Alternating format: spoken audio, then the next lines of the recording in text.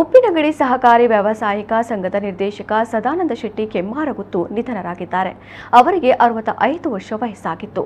ಜ್ವರದಿಂದ ಬಳಲುತ್ತಿದ್ದ ಅವರು ಮಂಗಳೂರಿನ ಆಸ್ಪತ್ರೆಯಲ್ಲಿ ನಿಧನರಾಗಿದ್ದು, ಡೆಂಗ್ಯೂ ಶಂಕೆ ವ್ಯಕ್ತವಾಗಿದೆ.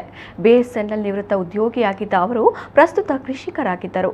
ಅವರಿಗೆ 2 ದಿನಗಳ ಹಿಂದೆ ಜ್ವರ ಕಾಣಿಸಿಕೊಂಡಿದ್ದು, ಸ್ಥಳೀಯ ಆರೋಗ್ಯ ಕೇಂದ್ರಕ್ಕೆ ತೆರಳಿ ಔಷಧ ಪಡೆದಿದ್ದರು.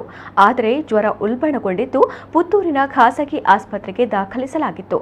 ಅಲ್ಲಿಂದ ಹೆಚ್ಚಿನ ಚಿಕಿತ್ಸೆಗಾಗಿ ಮಂಗಳೂರಿನ ಖಾಸಗಿ ಆಸ್ಪತ್ರೆಗೆ ದಾಖಲಿಸಲಾಗಿತ್ತು. ಆದರೆ ಚಿಕಿತ್ಸೆ ಫಲಕಾರಿಯಾಗದೆ ಇಹಲೋಕ ತ್ಯಜಿಸಿದ್ದಾರೆ. ಮೃತರು ಪತ್ನಿ, 2 ಪುತ್ರಿಯರನ್ನ ಅಗಲಿದ್ದಾರೆ.